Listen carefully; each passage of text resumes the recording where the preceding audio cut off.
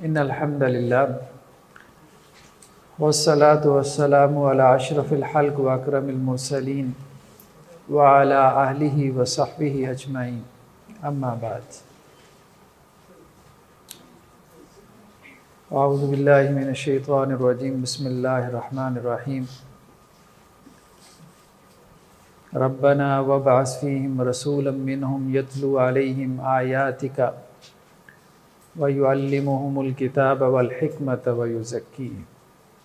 सदक़ल्लाहुल अज़ीम। हमारा ये जो तख़स्सुस की क्लास है आप हज़रात की, तो हमारे साथ जो आपका मौजू है वो है उसूल दावत व तरबियत।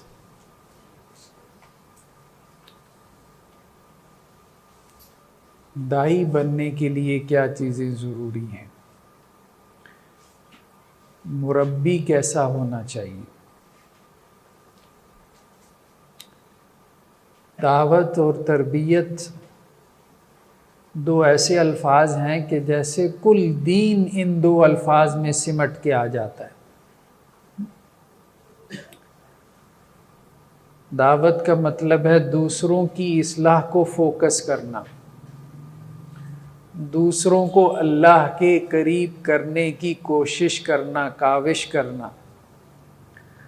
और तरबियत का मतलब है कि खुद की इस्लाह करना। अगरचे दूसरों की इस्लाह भी उसमें शामिल हो जाती है, लेकिन बेसिकली तरबियत अपने आप से शुरू होती है।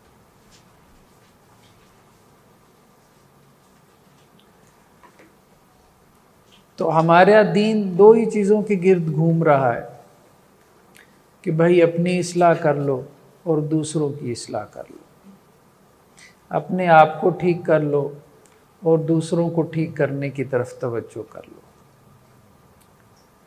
ये दोनों बहुत ज़रूरी हैं, ये दोनों काम बहुत ज़रूरी हैं। हमारे मुआशरे में इस हवाले से दो एक्सट्रीम्स मिलेंगी, दो इंतहाएं आपको मिलेंगी। एक तरफ वो लोग हैं जिनका फोकस दावत है, लेकिन अपना नफ्स नज़रअंदाज कर दिया।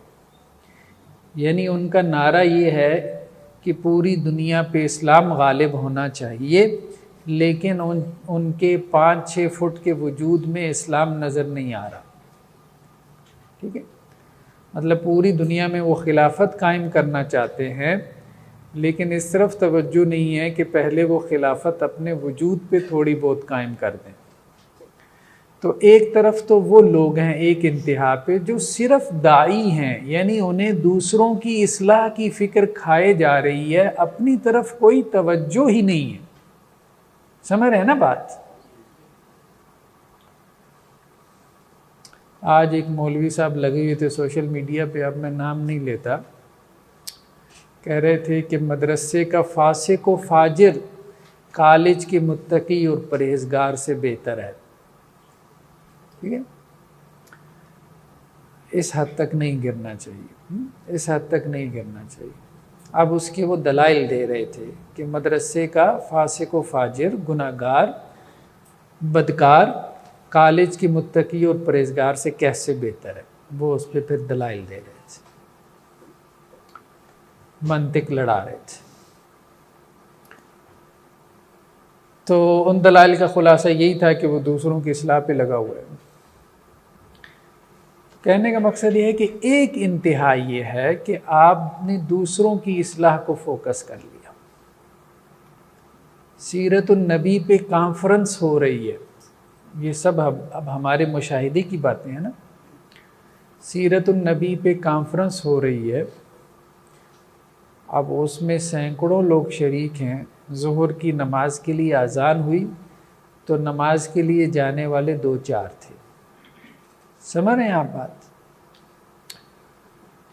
तो कहने का मकसद ये है कि ये चीज़ कि हमने सोसाइटी में बहुत मुबल्लिग और दाई पैदा कर दिए, लेकिन उन मुबल्लिगीन और दाईयीन की तबलीग और दावत खुद उनके अपने कानों तक नहीं पहुंची,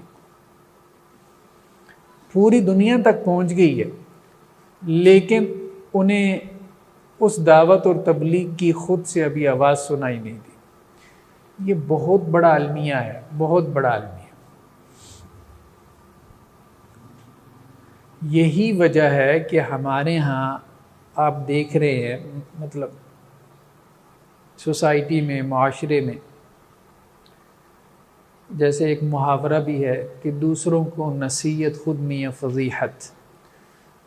तो ऐसे उलमा की या ऐसे मजहबी लोगों की या ऐसे मुबल्लिगीन और दायीन की या ऐसे स्कॉलर्स की तादाद बदकिस्मती से बढ़ती चली जा रही है कि खुद उनका अमल नज़र नहीं आता, लेकिन उनके कहने पे अमल करने वाले बहुत होंगे, अपनी ज़िंदगियां बदलने वाले बहुत होंगे। हमें ऐसा नहीं बनना, हमें ऐसा नहीं बनना। मेरी कामयाबी इसमें नहीं है कि मेरी वजह से अरबों लोग जन्नत में चले जाएं। मेरी कामयाबी इसमें है कि मेरी वजह से एक बंदा जन्नत में चला जाए, और वो कौन है? मैं खुद। मैं खुद। अगर मेरी वजह से करोड़ों लोग भी जन्नत में चले जाएं, मैं खुद जन्नत में ना जाऊं, तो मैं कामयाब नहीं हूं, मैं कामयाब नहीं। भाई वो करोड़ों को जन्नत में लेके जाने का मकसद क्या था? कि मैं खुद जन्नत में जाऊं, यही मकसद था ना। तो जब खुद जन्नत में नहीं पहुंच सका तो मैं नाकाम इंसान। तो कामयाबी ये नहीं है कि आपकी वजह से कितने जन्नत में चले गए, कामयाबी ये है कि आप जन्नत में जाने वालों में से हैं कि नहीं। तो एक जिहत ये है हमारे दीन की कि आपने दाई बनना है, मुबल्लिग बनना है, लेकिन हम ये बात कह रहे हैं कि महज दाई और मुबल्लिग नहीं बनना, कि दूसरों की इस्लाह पे इतना जोर दें कि अपना आप नज़रअंदाज हो जाए। और ये फितरी चीज़ है। जब आप दूसरों की इस्लाह को फोकस करते हैं ना, अब जैसे मैं अब इस वक्त फोकस कर रहा हूँ कि आप लोगों की इस्लाह हो, तो जब मेरी सारी तवज्जो आपकी इस्लाह पे है, तो इस वक्त में कम से कम मेरा अपना नफ्स क्या है? नज़रअंदाज। तो जिसकी दावत और तबलीग की एक्टिविटीज़ बढ़ जाती हैं, उसको ये मसला पेश आता है। ये बात जहन में रखिएगा।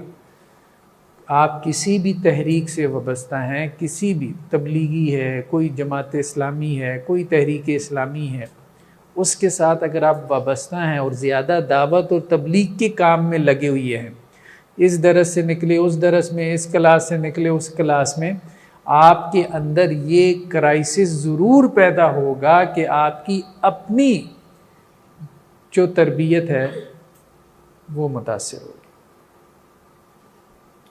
आप जिसको फोकस करेंगे आप उसमें एक्सेल करेंगे।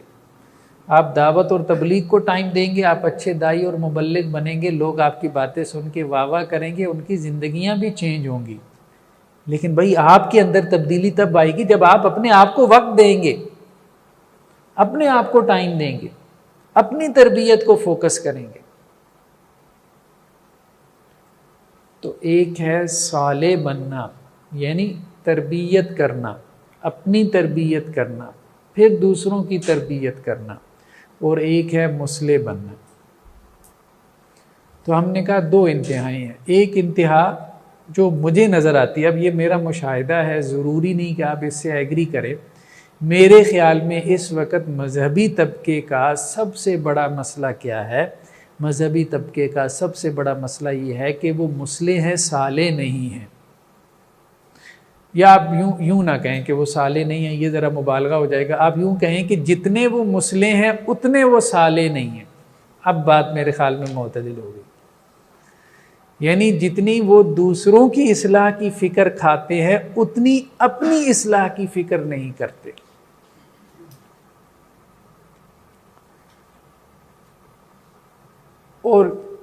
और इसमें मैं भी शामिल हूँ, जारी बात है, मैं भी इसी सोसाइटी का हिस्सा हूँ, हम सब एक ही लोग हैं, हम अपना ही मसला बयान कर रहे हैं।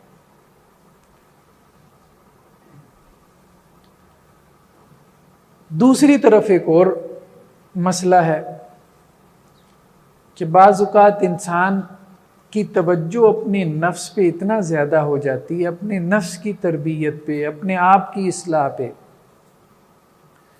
कि जिसे कहते हैं कि वो बिल्कुल एक गूंगा शैतान बन जाता है। यानी उसकी आंखों के सामने जुल्म हो रहा होगा लेकिन वो उस पर बोलेगा नहीं। वो नहीं अनिल मुनकर की जो आयात हैं उनकी अजीब व गरीब किस्म की तावीलें करेगा है। एक बहुत बड़े मौलाना साहब, अब मैं नाम नहीं लेता, और यकीन माने मैं धाड़े मार मार के रो रहा था जब वो तकरीर कर रहे थे। मतलब मेरी ये कैफियत थी, उनके उस तकरीर के असर की वजह से मैं बिल्कुल उनके सामने बैठा था, ऐसे जैसे आप मेरे सामने बैठे हैं। लेकिन जैसे कुरान की आयत पढ़ी यामुरून बिल मारूफ व यनहौना अनिल मुनकर, तो मैं एकदम से चौंक गया जब उन्होंने तर्जमा किया ना, मारूफ का हुक्म देते हैं और मुनकर से रुक जाते हैं। जो अपने इस्लाह को फोकस करेगा, और वाक़तन वो उन लोगों में से थे जो अपनी इस्लाह को फोकस करने वाले थे। अब बात समझ रहे हैं ना, यनहौना अनिल मुनकर का तर्जमा कि वो मुनकर से रुक जाते हैं, ठीक है। अब उसका फोकस अपना आप है, इसका ये तर्जमा नहीं है। इसका तर्जमा तो ये है कि मुनकर से रोकते हैं।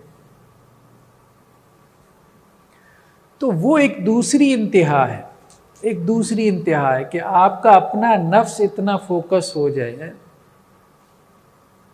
तन्हाई की तरफ इंसान माइल हो जाए, बस इबादत में मसरूफ़ रहे, दूसरों के साथ मिलने को दिल ना करे। अच्छा, ये हो जाता है। आप इबादत के रास्ते पे जब चलते हैं सही मानों में, तो आप तन्हाई और खलवत पसंद हो जाते हैं। अल्लाह ने इबादत में लज्जत ही ऐसी रखी है, यानी अपनी इबादत में, कि ये एक मर्तबा आपको अपनी तरफ खींच लेती है। बरसगीर पाक व हिंद के एक बहुत बड़े सूफ़ी का कौल है। बहरहाल सूफिया के कौल हमारे लिए कोई हुज्जत तो नहीं है, लेकिन एक बात काबिल गौर तो हो सकती है ना। उन्होंने कहा कि वो रसूलुल्लाह सल्लल्लाहु अलैहि वसल्लम थे जो मेराज पे गया और वापस आ गए। हम में से कोई होता तो वापस ना आता। तो अल्लाह से मुलाकात के बाद, बात समझ रहे हैं ना इस बात को, अल्लाह से मुलाकात, सजदे की लज्जत है।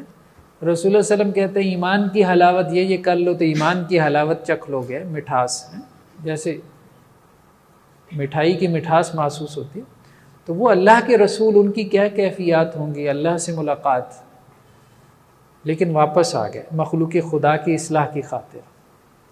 वो सब कैफियत, वो सब लज्जतें क्या विसाल की। तो हम में से कोई होता तो मतलब इसको तरजीह देता, वापस ना आता। तो ये एक दूसरी इंतहा है, ठीक है, कि आप वो जो इबादत की लज्जत है आप उसी में खो जाए। आप तस्बीहात में, औराद व अशगाल में मसरूफ़ रहें, आपको अपनी इस्लाह की फ़िक्र पड़ी रहे, आप दुनिया से गाफिल हो जाएं।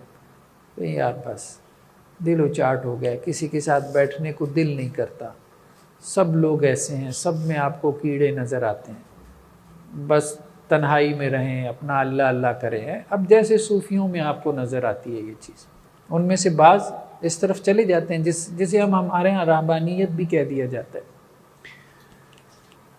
बेसिकली ये दो इंतहाएं हैं कि माज अपने नफ्स की इस्लाह करना, और फिर आप देखेंगे कि इसमें भी बाज़ औक़ात ना तकब्बुर पैदा हो जाता है, यानी अपने नफ्स की इस्लाह करना। जब आप अकेले में गौर करेंगे अपने नफ्स में, आपको 1000 बुराइयां नज़र आएंगी, आप कहेंगे देखो यार मैंने तो अपने नफ्स की 1000 बुराइयां पहचान ली, तो वो नफ्स तकब्बुर से भर जाएगा। भाई 1000 क्या, इसके अंदर तो लाखों बुराइयां अल्लाह ने रखी हैं, लाखों शर रख दिए हैं इस नफ्स के अंदर। आप उसको कितना ठीक कर लेंगे? एक जगह मैंने एक जुमला लिखा है, बस इस पे ज़रा गौर करना है। जुमला जो है, बाद जुमले ऐसे होते हैं कि वो गौर तलब होते हैं, और बात समझ में आ जाए तो बहुत मसाइल हल हो जाते हैं ज़िंदगी के। जितना मर्जी ज़ोर लगा लो, यानी तज़किया नफ्स पर, रहोगे इंसान के इंसान, रिश्ते नहीं बन सकते आप। सारी रात इबादत के लिए खड़े रहें, सारा दिन रोज़ा रखें, इसके बावजूद आपसे गुनाह होंगे, इसके बावजूद आपसे कोताही होगी, क्योंकि आप इंसान हैं। अल्लाह ताला ने इंसान को ऐसा ही बनाया, कुल्लु बनी आदम खत्ताऊन, तमाम के तमाम आदम के बेटे खताकार हैं। सिर्फ खताकार नहीं है, कसरत से खताकार।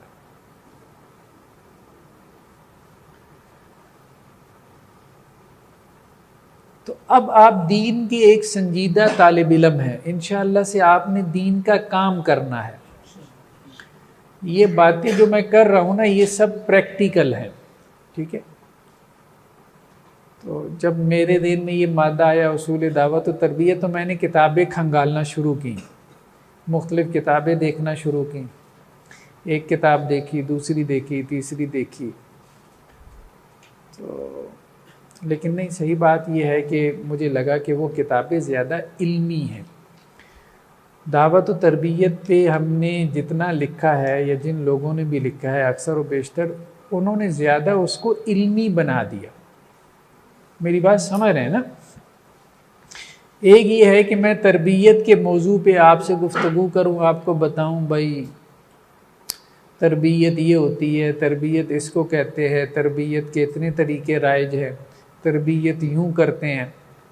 आपकी इंफॉर्मेशन में इजाफा हो गया ना, आप मास्टर बन गए, आप भी कहीं जाके लेक्चर दे सकते हैं तरबियत के ऊपर। लेकिन क्या इससे आपकी तरबियत हो गई?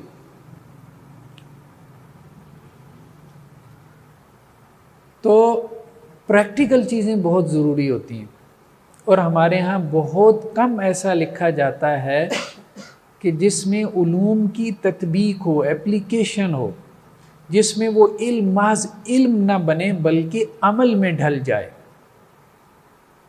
ठीक है, मेरी बात समझ रहे हैं ना?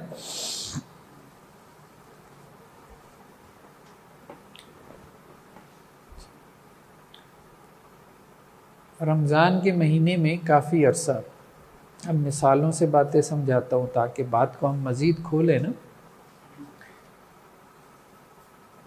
काफ़ी अरसा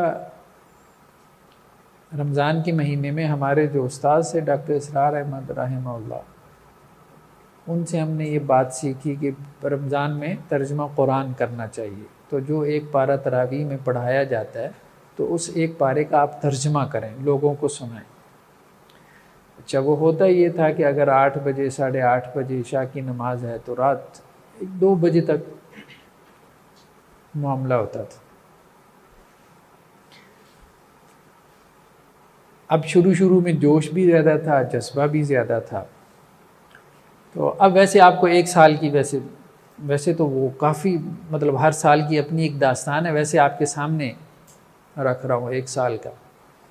1 साल मैंने समनाबाद में, उसको दोहरा तर्जुमा कुरान कहते हैं, करवाया। यानी यहाँ से मैं जाता था फैसल टाउन से समनाबाद में, मगरिब के वक़्त निकल जाता था इफ्तारी करके, इशा के वक़्त वहाँ पे पहुँचा, नमाज पढ़ाई, उसके बाद तरावी और उनके साथ पूरे पारे की जैसे तर्जुमा और उसके मुख्तसर हवाशी, और रात को 1-1:30 बजे फारिग हुए। अब घर में जो है वो जो मिसेस थी वो अकेली होती थी, तो अब औरतों को घर में जैसे डर लगता है, तो पहले उनको मैं उनकी बड़ी सिस्टर के यहाँ छोड़ता था, यानी जाने से पहले। फिर रात को 2 बजे उनको उनकी सिस्टर की तरफ से लेता था। तो आप यूँ समझ लें कि रात इसी में गुजर जाती थी। 3 बजे घर पहुँचा। अब ऐसे में आप सोएं, आधा घंटा मतलब क्या आपकी नींद पूरी होनी है। फिर उसके बाद फजर, सहरी है, फजर है, उसके बाद फिर आपने जॉब करनी है, और जॉब भी टफ है, एक नहीं दो जॉब्स थी उन दिनों। तो अब तो खैर काफ़ी रिलैक्सेशन है, सारा दिन भर की जॉब है, फिर तैयारी भी करनी है शाम रात को जो पढ़ना पढ़ाना है। अच्छा, उसमें होता ये था कि बाज़ औक़ात जो है, ज़ाहिर बात है इंसान है ना, आप उससे क्या तवक्को कर सकते हैं। फजर की नमाज भी कज़ा हो जाती, ठीक है, सहरी भी अठपहरा रोज़ा रखना पड़ता था, और वो रखता था, ज़ाहिर बात है वो तो रखना ही पड़ता था। लेकिन ये बहुत तकलीफ़देह चीज़ थी कि भाई फजर की नमाज कज़ा हो गई। तो फिर मैंने ये सोचना शुरू किया कि क्या मेरे लिए इतना दावत और तबलीग का काम करना फ़र्ज़ है कि जिसकी वजह से मेरा अपना फ़र्ज़ कज़ा हो रहा हो। अब बात समझ रहे हैं ना। तो बैलेंस पैदा करने की ज़रूरत है हमें अपनी ज़िंदगियों में। वही जो बात हमने की है कि हमें सबसे पहले जिस एक शख्स को जन्नत में लेके जाना है वो हम खुद हैं, उसके बाद हमने दूसरों पे मेहनत करनी है। तो एक है साले बनना और एक है मुस्ले बनना। साले का मतलब है खुद से नेक बनना, और मुस्ले का मतलब है दूसरों को नेक बनाने की कोशिश करना। तो इन दोनों में फ़र्क है, ये दोनों ही मतलूब है, और इन दोनों में तवाज़ुन पैदा करने की ज़रूरत है जो कभी पैदा नहीं होगा। ये बात भी समझ, तवाज़ुन पैदा करने की ज़रूरत है का मतलब ये है कि हमें इन दोनों में तवाज़ुन पैदा करने की कोशिश करनी है। लेकिन ये तवाज़ुन हमें रसूलुल्लाह सल्लल्लाहु अलैहि वसल्लम की ज़िंदगी में नज़र आता है, उसके अलावा हमें नज़र नहीं आता। कहीं एक तरफ झुकाव हो जाता है, या आप ज़्यादा साले बन जाते हैं या आप ज़्यादा मुस्ले बन जाते हैं।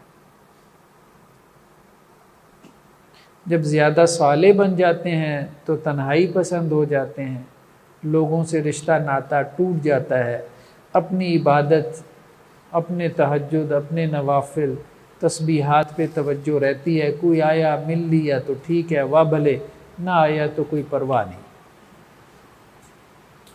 जब ज़्यादा मुस्ले बन जाते हैं तो ज़ाहिर बात है जो वक़्त आपने अपनी इबादत को देना था वो अब आपने अपनी दावत और तबलीग पे लगा दिया। अब नज़रअंदाज तो होंगे। आपको एक छोटी सी मिसाल से समझाता हूँ बात।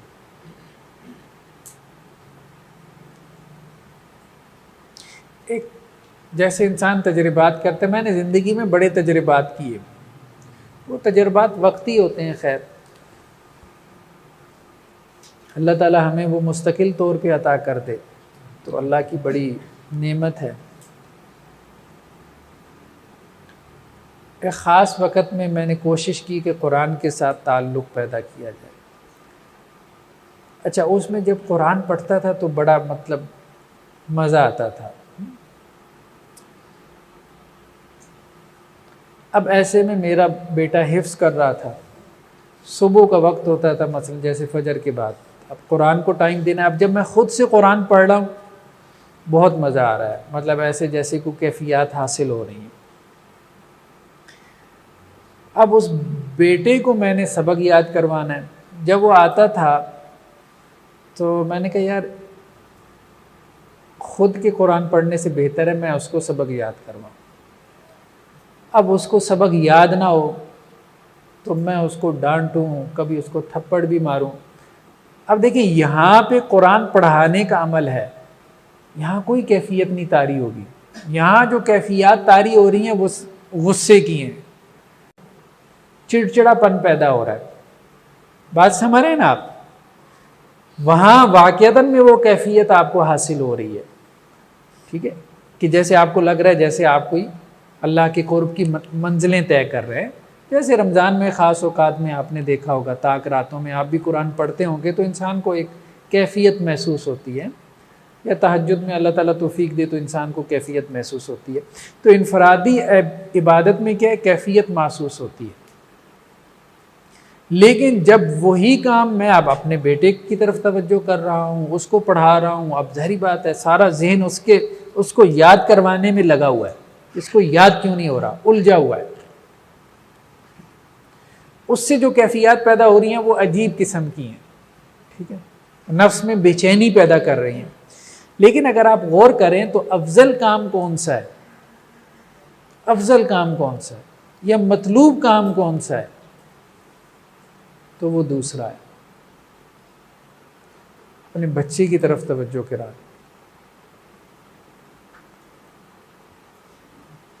तो साले बनने को फोकस करना है। अब मैं बस ये एतिदाल की बात कर रहा हूं, कभी इधर कभी उधर, ठीक है, क्योंकि एतिदाल इसी का नाम है। कभी आपने पेंडुलम देखा है, पेंडुलम वो जो ऐसे हरकत करता है, कभी आपने वो घड़ियाल देखा हो ना, तो घड़ियाल के नीचे वो ऐसे लगा होता है, उसको पेंडुलम कहते हैं, ऐसे उसकी हरकत होती है।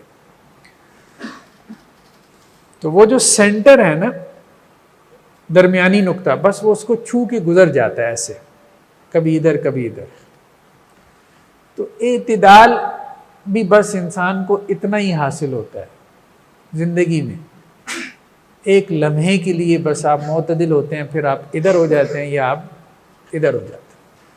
तो इतना एतिदाल भी मिल जाए जिंदगी में तो यही बंदा मोतदिल है, बस इतना एतिदाल भी मिल जाए तो यही बंदा क्या है, मोतदिल। वो जैसे बाज़ सलफ़ ने कहा ना कि अगर रोने की 10 किस्में हैं, ये जो 10वीं किस्म है ना, अगर साल में एक मरतबा भी नसीब हो जाए तो बहुत बड़े खैर की बात है। तो इतना सा भी एतिदाल का नसीब हो जाना बहुत बड़े खैर की बात है। साले बनने को फोकस करना है, मुस्ले बनने को भी फोकस करना है। कहीं अपने साले बनने को अहमियत देनी है, अपनी तरबियत को अहमियत देनी है, दावत दीन के काम को आपने छोड़ देना है। जैसे मैंने आपको मिसाल दी कि आप सारी रात दरसे कुरान देते रहें, सुबह नींद का गलबा हो जाए और आपकी फजर कदा हो जाए, तो बेहतर है उस दरसे कुरान से कि आप अपनी फजर का एहतमाम करें। हज़रत उमर रज़ियल्लाहु अन्हु ऐसा करते थे कि फजर में कोई हाजिर नहीं हो रहा ना, तो वो जाके पूछा करते थे। तो एक मरतबा एक सहाबी हाजिर नहीं हुई है, तो हज़रत उमर उनके घर पे गए, तो उनकी वालिदा ने कहा कि सारी रात खड़े रहे, सुबह के वक़्त आँख लग गई। तो हज़रत उमर ने कहा कि मुझे ये ज़्यादा पसंद है कि सारी रात सोते रहें और फजर में हाजिर। बहरहाल दीन का मिजाज यही।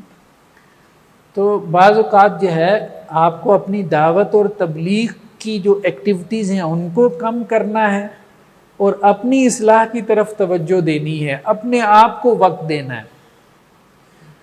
और बाज़ औक़ात आपको अपनी ज़ाती इबादत को छोड़ के दूसरों की इस्लाह को फोकस करना है। या अय्युहल्लज़ीना आमनू कू अनफुसकुम व अहलीकुम नार, ईमान अपने आप को और अपने घर वालों को जहन्नुम की आग से बचाओ। जैसे मैंने अपने बेटे की मिसाल दी, आप उसमें वाज़े नज़र आता है ना। मुझे तो यही लगता है कि नहीं, मुझे अपना पारा छोड़ के उसको याद करवाना चाहिए, यही मेरे दीन का मुतालबा है। भले मुझे पहले से कैफियत हासिल होती हैं और दूसरे में ना होती। तो ये चीज़ गौर व फिक्र के साथ सोच सोच के जो है ना वो चलना है, तब आप एतिदाल के ऊपर कायम रहेंगे। ना निरा साले बनना हमारे लिए मुफीद है, ना निरा मुस्ले बनना हमारे लिए मुफीद है, ठीक है। तो ना निरा दाई किसी काम का है, ठीक है। हमने वही बात कही है ना कि अगर उसकी वजह से हज़ारों लाखों भी जन्नत में चले जाएं तो वो तो नाकाम है अगर वो खुद नहीं जा रहा,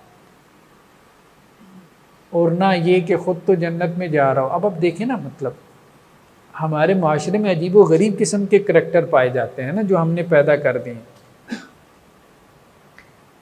बाप तहज्जुद गुजार है और वाक़ियतन में है, तहज्जुद गुजार है, तस्बीह सारा कुछ, बहुत मुत्तकी परहेज़गार है, यानी अपनी ज़ात की हद तक। लेकिन बेटी किस लिबास में यूनिवर्सिटी जा रही है उसे उसकी परवाह नहीं। अब ये एक दूसरी इंतहा है ना भाई, चलो तुम सारी दुनिया की परवाह ना करो, अपने बच्चों और बच्चियों की तो परवाह कर लो। ठीक है, आपने अपनी तहज्जुद पढ़ ली, लेकिन फजर के लिए अपने बच्चे को उठाते हुए आपको शर्म महसूस होती है। क्या फायदा आपकी तहज्जुद का? क्या आप फजर के लिए अपने बच्चे को ना जगा सके? तो यानी एक दूसरी इंतहा भी है कि जिसमें इंसान क्या है, बस अपनी नेकी की तरफ तो मुतवज्जे है, अपनी हद तक तो वो अच्छा इंसान है, लेकिन उसे अपने घर बार, अपने बीवी बच्चों की इस्लाह की भी कोई फिक्र नहीं, उससे भी बिल्कुल जो है वो क्या है, उसने उसको नजरअंदाज किया हुआ है। तो ये हमने इसमें क्या करना है, एतदाल पैदा करना है कि साले भी बनना है, हमने मुस्लिम भी बनना है, हमने दाई भी बनना है, और हमने अपने आप की तरबियत भी करनी है। एक बात तो ये होगी कि करने के दो काम हैं, दावत भी और तरबियत भी। दावत का आगाज दूसरों से होगा, लेकिन यह है कि अपने आप को भी दावत देनी है। तरबियत का आगाज अपने आप से होगा, दूसरों की भी तरबियत करनी है। ठीक है, तो दावत देने वाला दाई है, तरबियत करने वाला मुरब्बी है। अब दूसरी बात कि एक है तालीम और एक है तरबियत। क्या दोनों एक चीज हैं या दोनों में कुछ फर्क है? अब ये हमारा दूसरा नुक्ता है जिसकी तरफ हम जा रहे हैं। पहला हमारा नुक्ता ये था कि हमने दाई भी बनना है और मुरब्बी भी बनना है, हमने साले भी बनना है, मुस्ले भी बनना है, हमने नेक भी बनना है और हमने दूसरों को नेक भी बनाना है। दूसरा है तालीम और तरबियत। ये दो लफ्ज़ इस्तेमाल होते हैं साथ साथ, यानी ये एक मुहावरा बन गया, एक फ्रेज बन गया, तालीम और तरबियत। जहाँ पे भी लिखा जाता है, पढ़ा जाता है, इसी तरह से ये लफ्ज़ लिखा पढ़ा जाता है। तालीम और तरबियत एक ही चीज़ है या ये दो चीज़ें हैं? ये एक सवाल है। हमारे यहाँ मतलब माजरत के साथ अहले हदीस में ज़्यादातर रुझान ये है, अहले हदीस में, कि तालीम और तरबियत एक ही चीज़ है। यानी वो तरबियत को कोई अलहदा शय नहीं समझते। आम तौर पे सोच ये है कि अगर आप किसी को कहें कि जी अपनी तरबियत करनी है, तो वो कहें भाई बस किताब व सुन्नत पढ़ लो, कुरान पढ़ लो, हदीस पढ़ लो, आपकी तरबियत हो जाएगी। आप बात समझ रहे हैं ना? अगर हम यहाँ आज हदीस की किसी किताब से बाबुत तहज्जुद का मुतालिया करें, मिसाल के तौर पे तहज्जुद की हदीसें पढ़ लें, 15-20 जितनी भी हैं, 40-50 पढ़ लें, तो क्या आप तहज्जुद पढ़ने वाले बन जाएंगे या मैं तहज्जुद पढ़ने वाला बन जाऊंगा? तालीम तो हो गई ना कि तहज्जुद क्या है, उसकी फजीलत क्या है। यही हमारा अलमिया है। मदारिस में तरबियत को फोकस नहीं किया गया, सिर्फ तालीम को फोकस किया गया है। वो तालीम को फोकस करने की वजह से वो मुअल्लिम तो अच्छे बन जाते हैं, उन्हें इल्म तो हासिल हो जाता है, लेकिन वो अच्छे मुसलमान, मतलब माजरत के साथ उस तरह के अच्छे मुसलमान नहीं होते जैसे कि होना चाहिए।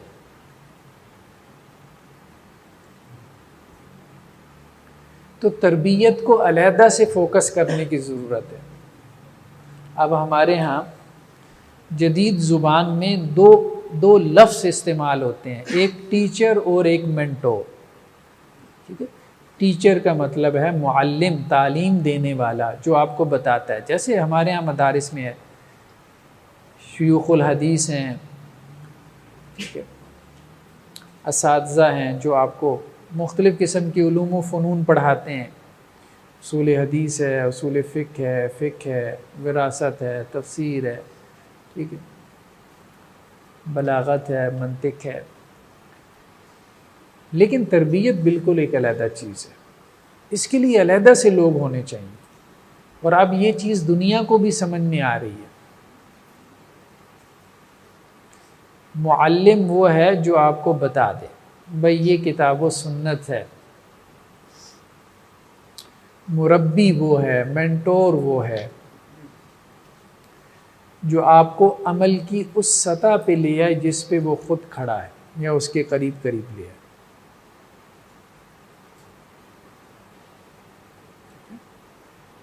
यानी मुअल्लिम की सोहबत में आप बैठेंगे तो उसका इल्म आप तक पहुंचेगा, समझ रहे हैं बात। मुरब्बी की सोहबत में आप बैठेंगे तो उसका अमल आपके अंदर मुंतकिल होगा, वो आपको अमल की जिस सतह पे, जिस लेवल पे आप खड़े हैं, वो चाहते ना चाहते हुए आपको उससे ऊपर ले आएगा। यानी आप उसकी सोहबत की वजह से उससे बेहतर सतह पे आ जाएंगे अमल की। मसलन कोई आदत बद थी वो छूट जाएगी, किसी फ़र्ज़ में कोताही हो रही थी वो कोताही ख़त्म होना शुरू हो जाएगी। तो ये है उस्ताज़ का और मुरब्बी का फ़र्क, और ये हमें शुरू से नज़र आता है, शुरू से। ताबीन में आप देख लें, हज़रत सईद बिन मुसय्यब रहमहुल्लाह, हलाल व हराम का इल्म है, मारूफ यही था कि ताबीन में सबसे ज़्यादा हलाल व हराम का इल्म रखने वाले ये थे, और लोग फतावा के लिए उनकी तरफ रुजू करते थे। उनकी मजलिसें फतवे की मजलिसें होती थी, अगरचे वो खुद भी बहुत मुत्तकी आदमी थे। तो एक टीचर अपनी ज़ात की हद तक मुत्तकी परहेज़गार हो सकता है, मेरी बात समझ रहे हैं ना। एक टीचर, एक मुअल्लिम अपनी ज़ात की हद तक बहुत मुत्तकी परहेज़गार हो सकता है, लेकिन हम ये कह रहे हैं कि वो मुरब्बी है कि नहीं है।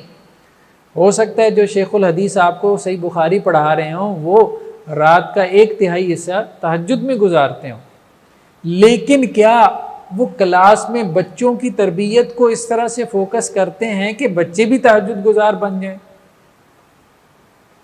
ये और बात है, ठीक है।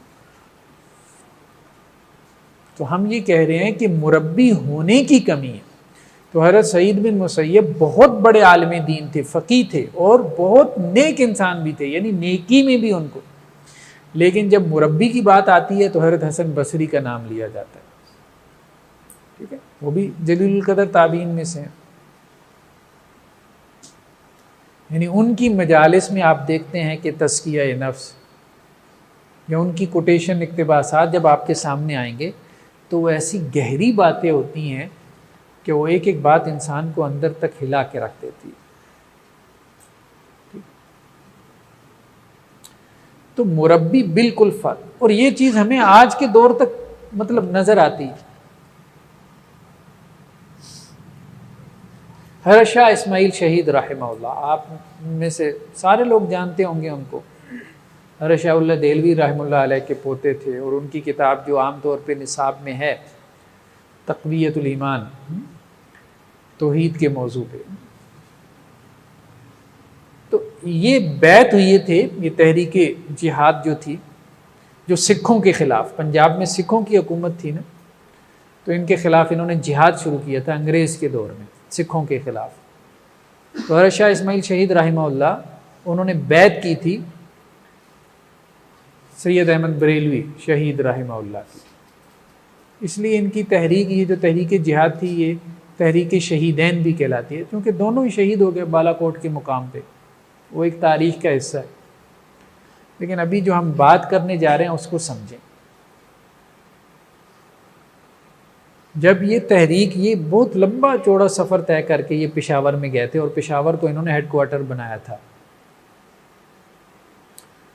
वो सफ़र उन्होंने उस दौर में किया घोड़ों खच्चरों के ऊपर, पहाड़ी सफ़र। तो अब वहाँ पे मामला ये होता था कि ज़ोहर की नमाज और असर की नमाज के बाद दर्स होता था। तो एक दर्स होता था जो शाह इस्माइल शहीद रहमतुल्लाह अलैह देते थे, और वो दर्स वो देते थे बतौर मुअल्लिम के, क्योंकि वो उस्ताद बहुत अच्छे थे, आलिम बहुत अच्छे थे। शाह देहलवी रहमतुल्लाह अलैह के खानवादे से उनका ताल्लुक़ था। तो जब वो दरस देते थे हज़रत शाह इस्माइल शहीद रहमतुल्लाह, तो सैयद अहमद बरेलवी उनके सामने बैठते थे उनका दर्स सुनने के लिए, ठीक है। और एक दर्स फिर सैयद अहमद बरेलवी रहमतुल्लाह अलैह देते थे, और फिर शाह इस्माइल शहीद उनके सामने बैठे होते थे, और सैयद अहमद बरेलवी जब दर्स देते थे तो वो बतौर मुरब्बी के देते थे। तो मुदर्रिस में और मुरब्बी में बहुत फ़र्क है।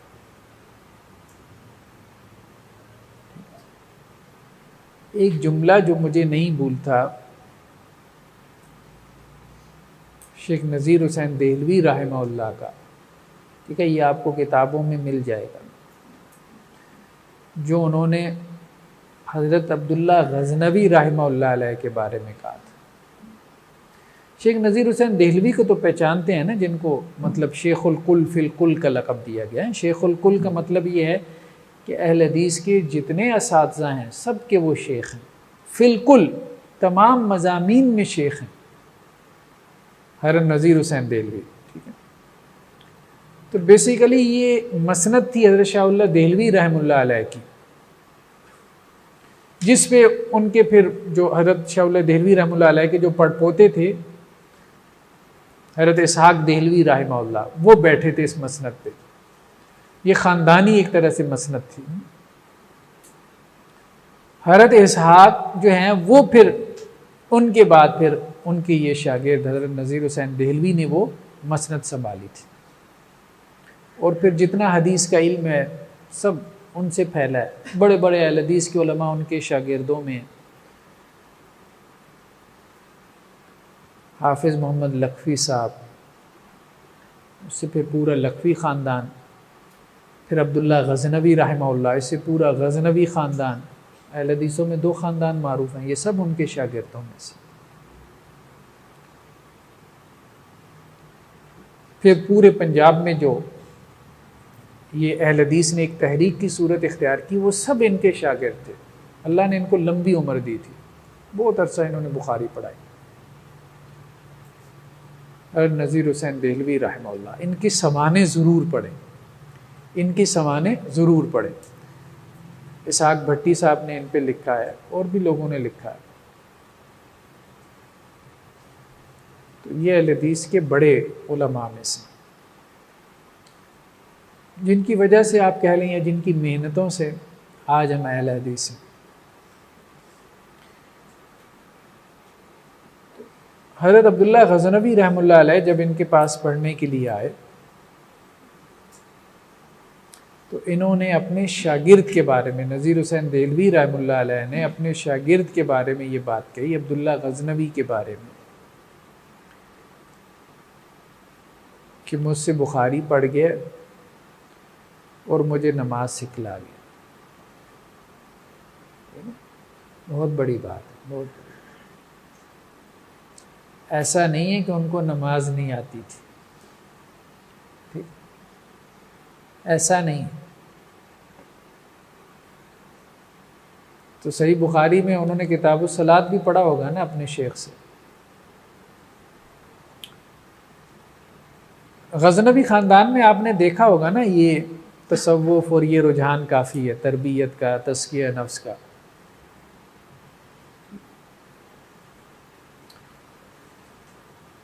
तो वो असल में अच्छा, ये बैद भी थे, ये अब्दुल्ला गज़नवी ये बैद भी थे, हबीबुल्लाह कंधारवी से बैद थे। बाद अहले हदीस उलमा हमारे यहाँ बैत इरशाद करते रहे। तो बहुत रग़बत थी इनकी ना नमाज में और एहसान की कैफियत में। तो इनकी नमाज असल में देख के इनके उस्ताद ने ये जुमला कहा था, इनकी नमाज देख के, कि मुझसे बुखारी पढ़ गया और मुझे नमाज सिखला। तो मुरब्बी होना, अभी हम ये बात कह रहे हैं कि एक मुअल्लिम ज़रूरी नहीं कि वो मुरब्बी हो, और एक मुअल्लिम अगर मुरब्बी भी है तो बहुत अच्छी बात है। अगर अल्लाह ने आपको ऐसा मुअल्लिम दे दिया जो कि मुरब्बी भी है, और ऐसा कम होता है, इससे बड़ी कोई बात नहीं है, इससे बड़ी कोई खैर की चीज़ नहीं। लेकिन ये दो चीज़ें हैं, इस बात को अच्छे तरीके से ज़हन में बिठाना है, तालीम और तरबियत। आपने मुअल्लिम भी बनना है, आपने मुरब्बी भी बनना है, आपने तालीम का काम भी करना है, आपने तरबियत का काम भी करना है। हमारे मदारिस ने फोकस किया हुआ है मुअल्लिम और मुदर्रिस पैदा करना, और मुअल्लिम और मुदर्रिस बहुत निकल रहे हैं, लेकिन मुरब्बी नहीं निकल रहे, मुज़क्की नहीं निकल रहे, तज़किया नफ्स करने वाले आपको नहीं मिलते, तरबियत करने वाले नहीं मिलते। आप किसी एक को बता दें, अभी जाके कहें, किसी आलिम दीन से मसला पूछें, आप वो मसला फ़ौरन बता देगा। ठीक है, कोई नमाज का कोई भी कारोबारी मसला पूछ लें, वो आपको मसला फ़ौरन बता देगा, ये ठीक है नहीं ठीक है। लेकिन आप उसको बताएं भाई मेरे अंदर ये आदत बद है, मैं छोड़ना चाहता हूँ, वो बस आपको एक हदीस कोई सुना देगा वईद की, बस इससे ज़्यादा और कुछ नहीं कर सकता। मुरब्बी उसको कहते हैं जो आपसे वो आदत बद छुड़वा दे।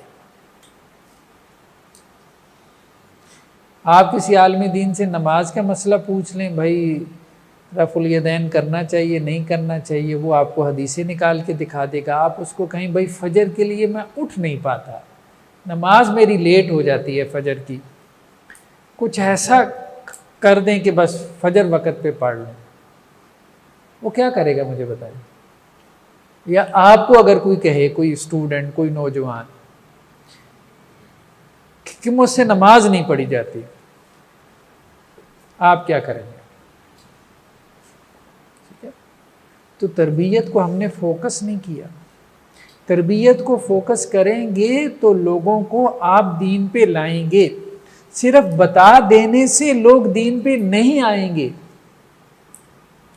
क्योंकि हमें भी बहुत सारी चीज़ों का इल्म है, लेकिन हम उन पे अमल नहीं कर रहे।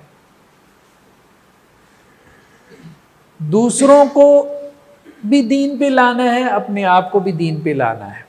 ये बेसिकली तरबियत का मौजू है। ये चीज़ जहन में बैठेगी तो फिर बात आगे चलेगी कि तरबियत तालीम से अलहदा है, और मुझे तालीम के साथ साथ तरबियत को भी फोकस करना है। मुझे ये जानना है कि तरबियत कैसे होती है, तरबियत कैसे की जा सकती है, अपने आप की भी और दूसरों को।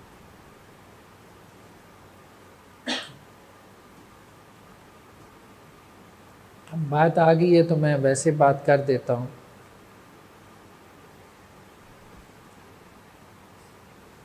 अब जैसे कुछ नौजवान मुझसे रब्ता करते हैं और वो कहते हैं कि हमें एक बुरी आदत लग गई है। वो बुरी आदत क्या है? फोश वेबसाइट्स देखने की, फोश वीडियोस देखने की, मतलब जो कुछ इंटरनेट पे गलत वीडियोस पड़ी होती हैं, वो हमें आदत पड़ गई है।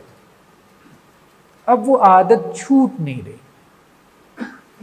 और बाज़ का वो आदत ऐसी पुख्ता हो जाती है।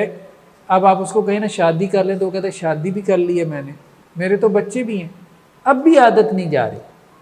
बात समझ रहे हैं? अब आपके पास इसका क्या हल है? आप ज़्यादा से ज़्यादा उसको यही कह सकते थे ना, भाई शादी कर लो, पर शादी तो कर ली। अब मैं छोड़ना चाहता हूँ, मैंने आपसे रब्ता इसीलिए किया है कि मैं इसको छोड़ना चाहता हूँ, वरना तो देखें हज़ारों लोग हैं, उन्हें कोई परवाह ही नहीं, वो आपसे पूछते ही नहीं। तो एक बात तो ये भी ज़हन में रखनी है, जब भी कोई नौजवान आपसे रब्ता करे इस हवाले से कि अपनी कोई कमज़ोरी कोताही बयान करे, तो डांट डपट नहीं करनी उसको, ठीक है?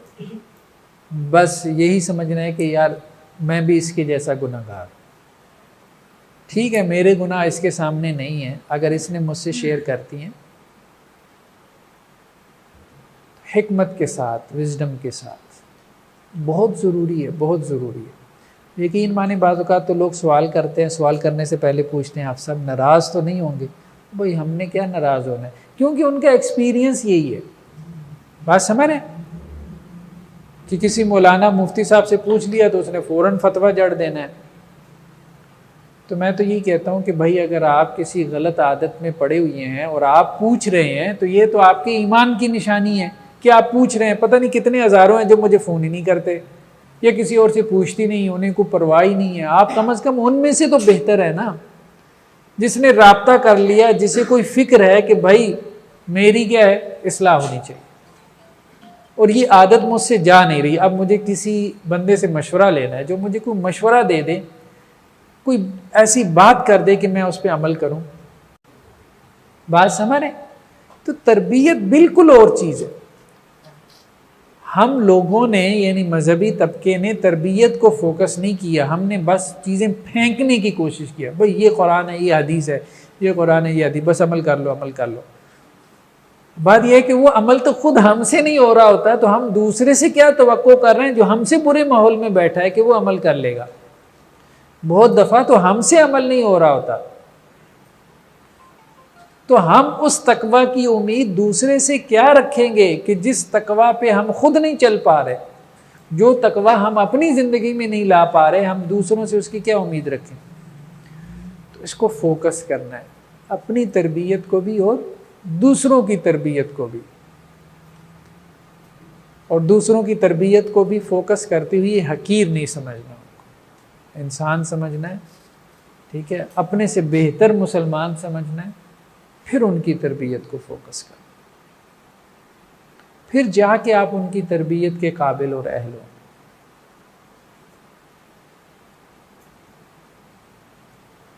बस एक आखिरी बात, फिर आपको, आपका कोई सवाल है तो आप वो कर लें।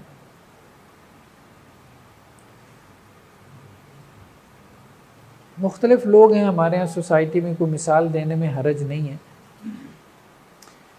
देवबंद में एक इनके आप कह लें कि तसव्वुफ़ के हलकों में एक मारूफ शख्सियत है, मुआसिर या माजी करीब की आप कह रहे, हज़रत शाह अब्दुल कादिर रायपुरी रहमहुल्लाह। तो बड़े बड़े देवबंद के उलमा उनके पास जाते थे, उनसे बैत होते थे, जैसे मौलाना मंजूर नुमानी हैं, मौलाना अबुल हसन अली नदवी हैं, अली मियाँ जिन्हें कहते हैं रहमहुल्लाह। तो वो मतलब उनका अच्छा ज़ौक़ था तरबियत का। अल हिकमत ज़ालतुल मोमिन, हिकमत मोमिन की गुमशुदा मिरास है, जहाँ से उसको मिल जाए। अच्छा, वो अपनी खानकाह में, जैसे उसको खानकाह कहते हैं, जो तरबियत के लिए उन्होंने जगह मुख्तस की होती है। अब कोई बंदा आया, जैसे कोई आया कि जी हज़रत मेरा नमाज में ना तवज्जो नहीं लगती, सबका ये मसला है ना, मेरा मसला भी है, नमाज में तवज्जो नहीं लगती, आपका भी है, ठीक। अब आप मौलवी साहब से पूछेंगे तो वो क्या जवाब देगा, भाई ये दुआ पढ़ लो और फूंक मार लो। समझ रहे बात? आपने वो भी कर लिया, तवज्जो हो गई? नहीं हुई।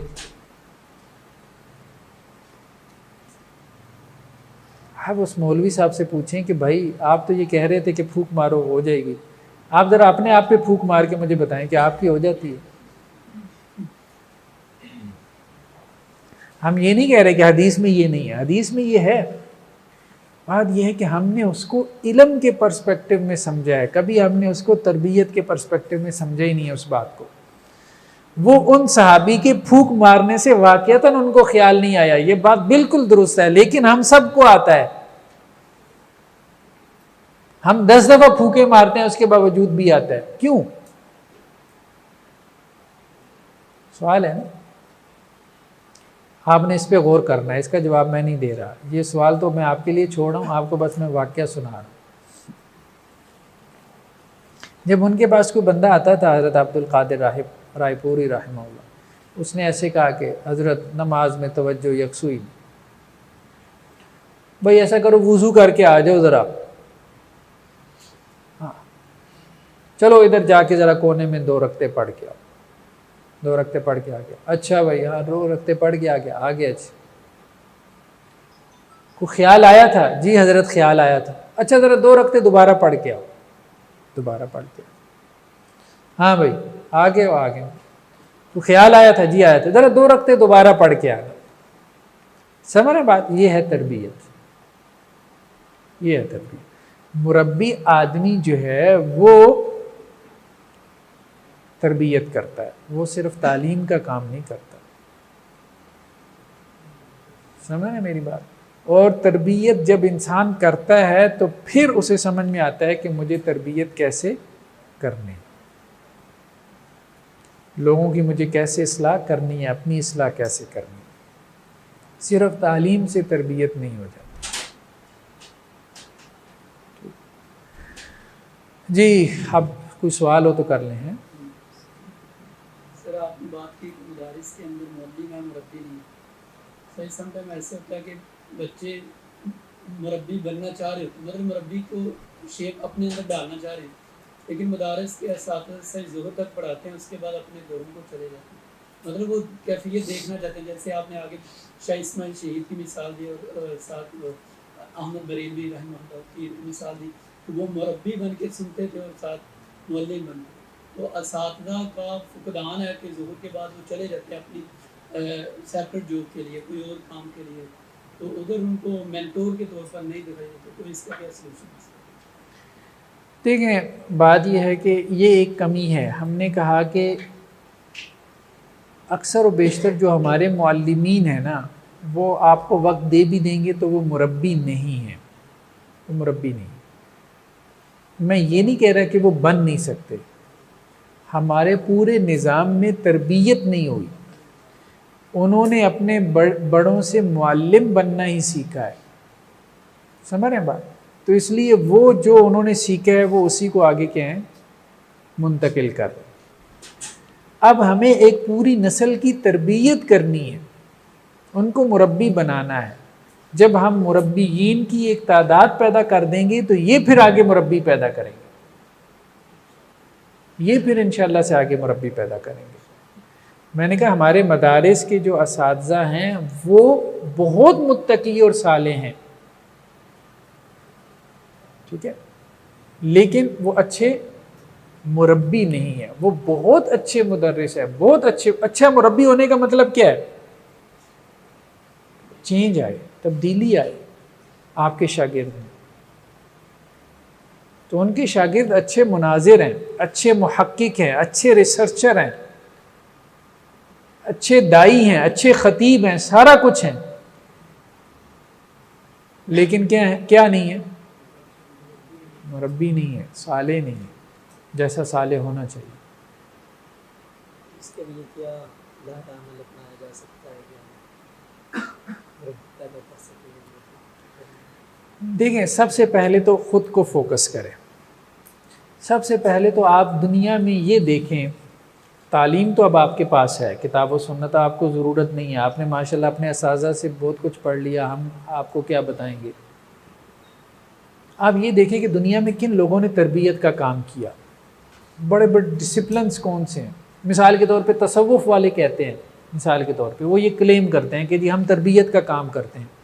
आप उनसे एग्री ना करें, लेकिन स्टडी तो करें, स्टडी तो करें, मुताला तो करें, पूरी तहरीक तसव्वुफ़ का मुताला करें, तनकीदी निगाह से मुताला करें। कोई भी बंदा 100% शर पे खड़ा नहीं होता, ठीक। इसी तरह साइकोलॉजी वाले हैं, आप देखें वो ये कहते हैं हम तरबियत करते हैं, मॉडर्न साइकोलॉजी वाले, जदीद नफ्सियात वाले। मगरिब में तो यही है, तरबियत के लिए साइकोलॉजी इस्तेमाल होती है, साइकोलॉजिस्ट होते हैं। वो कहते हैं बस जहन को फोकस करो, सारा मसला दिमाग में है, दिमाग ख़राब हो तो बंदा ख़राब, दिमाग ठीक तो बंदा ठीक। समझ रहे हैं बात? इसी तरह तहरीकें देखें, जमात दावा है, तबलीगी जमात है, जमात इस्लामी है, तंजीम इस्लामी है, इन सब ने अपने कारकुरान के लिए तरबीती निज़ाम बनाए हैं, उसको स्टडी करें। वो जो उन्होंने तरबीती निज़ाम बनाए हैं, क्या उनके कारकुनान की उससे तरबियत हो रही है? नहीं हो रही, कहाँ पे खला है? तो एक बात तो ये है कि जो लोग ये काम कर रहे हैं तरबियत का, जिनका ये दावा है, मदारिस बेसिकली तालीम की फैक्ट्रियाँ हैं, तालीम की नर्सरियाँ हैं, तरबियत की नहीं। तरबियत आप कह सकते हैं तहरीकों ने ये दावा किया, तहरीकें आपको तालीम नहीं देती, वो ये दावा करती हैं कि जी हम तरबियत करते हैं, मिसाल के तौर पे। इसी तरह मैंने आपको बताया तसव्वुफ़ वाले कहते हैं, खानका वाले कहते हैं, सूफ़ी ये कहते हैं कि हम क्या करते हैं, तरबियत करते हैं। इसी तरह मैंने आपको बताया साइकोलॉजिस्ट ये कहते हैं कि हम क्या करते हैं, तरबियत करते हैं। तो जो लोग तरबियत कर रहे हैं आप उनके निज़ामों को स्टडी करें, फिर उसको किताब व सुन्नत पे पेश करें, फिर अब आप बताएं और अब आप सोचें कि जी अब हम क्या कर सकते हैं इस मामले। आपने तबलीगी जमात की से मिसाल दी, फिर आपने कहा कि पेंडुलम की एक मिसाल बैलेंस के तौर पर, और अगर मैं फ़र्ज़ किया मैंने 3 दिन लगाए हैं तबलीगी जमात में, वो ये कहते हैं कि 90% खुद की इस्लाह, तो 10% हम उधर लोगों की इस्लाह करते हैं, दाई बनते हैं। तो क्या आया कि इसमें हम कैसे बैलेंस रख सकते हैं कि बाहर निकल के अगर जमात में जाते हैं तो मतलब कि कैसे बैलेंस क्रिएट हो सकता है? देखिए बात यह है कि बैलेंस तो वही हमने कहा है कि बस एक लम्हे के लिए आपको हासिल होता है, उसके अलावा कुछ ना कुछ झुकाव रह जाता है। बस इतना कोशिश करनी चाहिए, इतनी कोशिश करनी चाहिए कि जब आप दावत और तबलीग के काम में हैं तो उस वक़्त एहसान की कैफियत पैदा करने की कोशिश करें।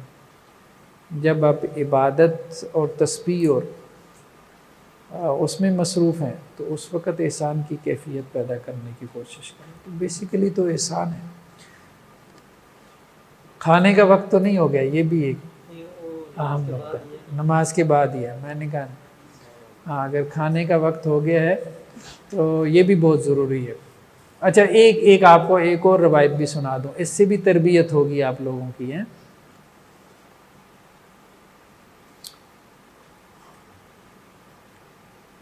हज़रत अबू हुरैरा रज़ी अल्लाह अन्हु एक दफ़ा भूख ने बहुत सताया, बहुत फाका बर्दाश्त करना पड़ता था ना, अपने आप को मुख्तस कर दिया था।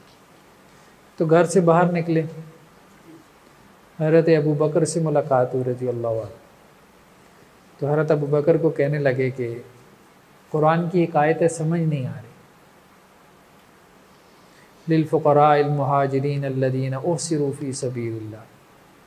इस आयत का मफ़हूम यह है कि जिन लोगों ने अपने आप को दीन के लिए मुख्तस कर दिया तो उनका ज़रा ध्यान करो, ठीक है, समझ रहे, उनका ख्याल करो, उनके ऊपर ख़र्च करो। तो अब बराह रास्त तो नहीं कह सकते थे मुझे खाना खिला दो, तो ये आयत तो हज़रत अबू बकर ने माना बता दिया। तो फिर हज़रत उमर से मुलाकात हुई, उनसे पूछा कि जी इस आयत का क्या माना है, उन्होंने भी माना बता दिया। अल्लाह के रसूल से सल्लम से मुलाकात हुई तो अल्लाह के रसूल ने कहा अच्छा अबू हुरैरा आ जाओ, मेरे साथ आ जाओ, मैं आपको बताता हूँ। तो आप सल्लम साथ ले गए, खाना खिलाया और फिर कहा कि इसका ये माना है। समझ रहे मेरी बात? ये होता है मुरब्बी। सर तरबियत करने के लिए सबसे पहला स्टेप तो तालीम का ही आता है।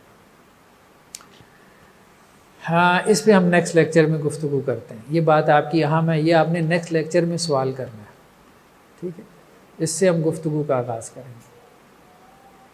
चलें जी फिर, सुब्हानकल्लाहुम्मा व बिहम्दिका नशहदु अल्ला इलाहा इल्ला अंता नस्तगफिरुका व नतूबु इलैक। जिंदगी शऊर से, अल हिक्मा इंटरनेशनल।